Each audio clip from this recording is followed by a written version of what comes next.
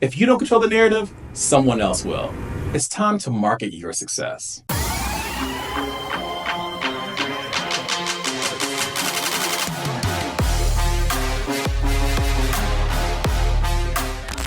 Hey, I'm Sean Alinry, and you're watching the Virtual Mentor Series. So, welcome back. This is going to be an important topic for many of you right now in your careers who are doing amazing things but don't talk about it. So let me back up a little bit. As you know, when it comes to a product, it can be the best product in the world. It can be reliable. It can achieve things we've never seen done before. It can be shiny and beautiful. But if no one knows it exists, it won't sell. Well, you need to take a step back and think about the same thing when it comes to your career. You have to be willing to step up and market your success. If you're a team leader, you have to be willing to step up and market your team or department success. And there's many reasons why, but ultimately you want to tell your story and control the narrative. Many times I've seen a lot of my mentees have these amazing careers where they're accomplishing things, they're hitting their goals, but they may work in departments that, let's say, most of the company doesn't even really understand what their KPIs are, but they just know that they want to make sure that team is doing well. What ends up happening is that they're working in their roles, they're doing an awesome job, but no one knows about it, and other individuals get promoted over them or get the glory or attention. And this isn't about being prideful or boastful or having an ego. It's about just telling the accuracy of all the hard work that you're doing, especially if you're a leader leading a team, because you want to make sure that not only you know how great your team is, but the entire org knows how great your team is. And what ends up happening is that when you create a department that's able to work really well and work hard, but they also have great talent that you're marketing, you're now becoming a sponsor for those individuals. And now other teams across the ecosystem or across the organization will reach out to your team, wanting your team because they know that they're thought leaders and they're experts at what they do. So you want to make sure that you're actually promoting and championing all the achievements your team is doing. In addition, it's also important for you and for your team to know how you're going along the way.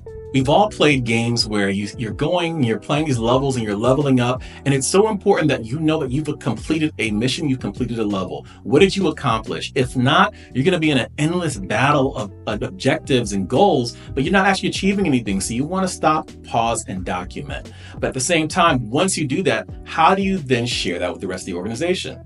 Well, I have something for you. It's called the M.R.I. method. So what is the M.R.I. method? The M.R.I. method means three things. Does it matter to the organization? Does it relieve a problem for others?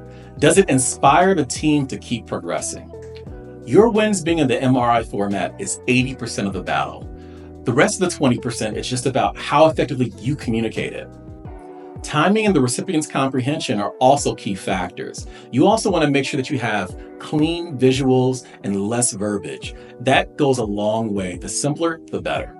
So let's break it down a little bit. The first one, does it matter to the business? You want to think that as your organization, whether it's a small organization, mid-size, or enterprise level, they're going to have key goals, also known as key performance indicators, which are KPIs or OKRs. And what you're essentially doing is tying back to the company performance. If the company has a major objective it's looking for, how is the work or what you accomplish tied back to what the business goals are? And I know that may sound foreign because you're thinking, no, I just have my own personal goals, my own department goals, or my own team goals. But in reality, you want to make sure that what you're doing ties back to the executive mission, because that'll make sure you get the most attention possible. Does it relieve a problem for others? So you want to think, when other people in your organization have an issue, how does the accomplishment you made make the world a little bit easier for them? How does it make their jobs a little bit more effortless? Because as we all know, any of us, if you make my job a little bit better, you solve a problem for me, I'm all ears, because now that's a pain point I don't have in my position anymore. Does it inspire the team to keep progressing? As you know, in anything you do, you want to build momentum. The reason why is because it helps build motivation and engagement. It lets you know that what you've accomplished is a feat that can become a trend. And now you can continue to accomplish even more things. And on top of that, your team will look at that and be proud of it as well and say, yes, keep going. Or your cross-functional partners. So they're all bought in on, you have this one objective, we're working towards this major objective, and you've already started inching towards it. So you want to make sure that your accomplishments also scream that we are doing amazing. Let's be pumped and motivated about it, and let's inspire the rest of the team. Hold up. I hope you're enjoying this virtual mentor series, but I know you're probably also thinking, I don't even know how to find a virtual mentor, let alone a real world mentor. So I've got something for you. Go to seanthespeaker.com/mentor guide. And what you're going to find there is a free guide for you where it's going to break down how to identify a virtual and real world mentor, what questions you should be asking for them. And then when you're looking for a virtual mentor, how you identify the 5 key areas that you want to have developed for your next level. So go ahead and get it now, seanthespeaker.com/mentor guide. It's for free. Enjoy it. Now back to the video. Okay, so here's an example of how an M.R.I. can look when you communicate it out. We achieved launching our Agent Assist initiative, which is going to help us towards our Net Promoter Score company, OKR. This achievement makes it possible for our customer support team to improve their productivity by 25% and positively impact the customer experience. This initiative was the first step in making our employee tasks more effortless. And we are excited to launch Automation 2.0 in our next phase.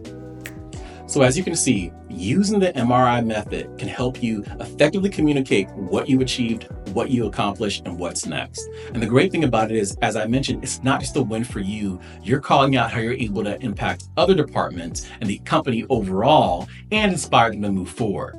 So I want you to be able to take advantage of utilizing this method, because not only will it help you better communicate what you've done, but it'll also help you better communicate why you're ready for the next step in your career. It'll make sure that they know how great of a product you're putting out there and that you're a brand that everyone should be tuned into. Thank you for joining me this week. I'm looking forward to giving you more advice next week. Sean, out.